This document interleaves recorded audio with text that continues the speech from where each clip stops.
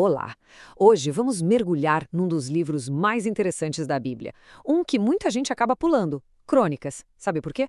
Porque parece só uma repetição, mas a gente vai descobrir que ele é, na verdade, uma releitura genial da história. Um verdadeiro remix criado com um objetivo muito claro: gerar esperança.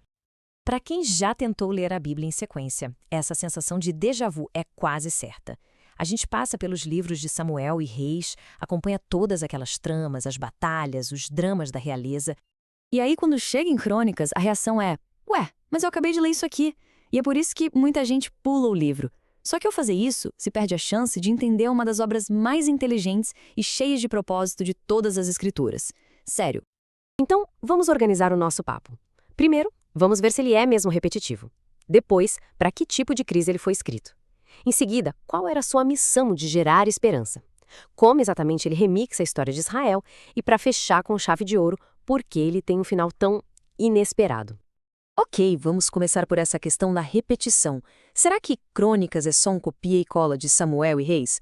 A resposta, e isso é muito legal, não está só no que ele conta, mas para que ele conta e, curiosamente, onde ele está posicionado na Bíblia. E aqui tem um detalhe que muda tudo. Nas Bíblias cristãs, Crônicas vem logo depois de Reis, seguindo a ordem cronológica, certo? Mas, na Bíblia judaica tradicional, Crônicas é o último livro de todos. Pensa no que isso significa. Ele não é só mais uma parte da história. Ele é a grande conclusão, o resumo final de tudo que veio antes. E a ambição do livro é uma coisa de louco. Ele começa lá no início de tudo com Adão, a primeira pessoa, e as últimas palavras são sobre o retorno do exílio babilônico. É como se fosse um drone sobrevoando toda a história da humanidade, mas com foco em Israel. Certo, mas por que recontar tudo isso? Porque o autor, que a gente costuma chamar de o cronista, não era só um historiador querendo guardar o passado. Ele era um líder, um teólogo respondendo a uma crise real de identidade e de esperança que o seu povo estava vivendo. O cenário era mais ou menos esse. O povo tinha voltado do exílio. Jerusalém e o templo estavam de pé de novo, mas a realidade era dura. Eles eram uma comunidade pequena, dominada pelo Império Persa. E aquelas grandes promessas dos profetas? Parecia que não iam acontecer. O clima era de total desânimo. E aqui está a grande virada de chave. Samuel e Reis olham para o passado fazendo um diagnóstico, perguntando: onde foi que a gente errou para acabar no exílio? Já Crônicas pega essa mesmíssima história e muda a pergunta, olhando para frente. Ok, com base nisso tudo que vivemos, como a gente pode ter esperança para o futuro? E como o cronista faz isso? Ele é muito esperto. Ele foca toda a narrativa dele em dois temas centrais, como se fossem dois grandes pilares de esperança, para que a comunidade pudesse se apoiar neles. O primeiro pilar é a promessa de um futuro rei, o Messias, que viria da linhagem de Davi. O segundo é a esperança de um novo templo, um lugar incrível que seria o centro da vida deles. Tudo em Crônicas, cada palavra, cada história contada ou omitida serve para fortalecer esses dois pilares. Para destacar esses temas, o autor não inventa coisas. Ele age como um ótimo DJ. Ele pega as faixas já conhecidas de Samuel e Reis e faz um remix. Ele seleciona, corta e adiciona elementos para criar uma música totalmente nova, com uma nova mensagem. E a técnica dele tem basicamente 3 passos. Primeiro, ele dá um zoom out, deixando a história cósmica. Segundo, ele dá um zoom in, focando a lente só na linhagem de Davi. E terceiro, ele joga um holofote, idealizando os heróis dessa história. A primeira técnica a gente vê logo de cara. Sabe aquelas listas de nomes enormes no começo do livro? Elas não são chatas, elas têm um propósito. Ao começar com Adão e ir conectando os pontos até Judá, o cronista está dizendo: olha, a história desse nosso povinho aqui é, na verdade, o centro do plano de Deus para a humanidade inteira. Em seguida, o foco seletivo. O cronista praticamente ignora toda a história do Reino do Norte. Por quê? Porque o foco dele é absoluto. A promessa do Messias está ligada à linhagem de Davi, que reinou em Judá.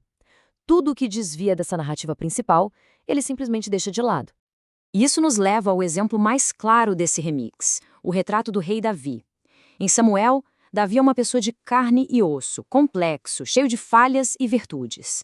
Já em Crônicas, ele é apresentado quase como uma figura messiânica, um modelo perfeito de rei. O cronista faz isso simplesmente editando a história. O caso com Batseba e o assassinato de Urias sumiu do livro. Os conflitos familiares pesados, o tempo dele como fugitivo, também foram cortados. A intenção não é enganar, é criar um ícone, um ideal de rei a ser esperado.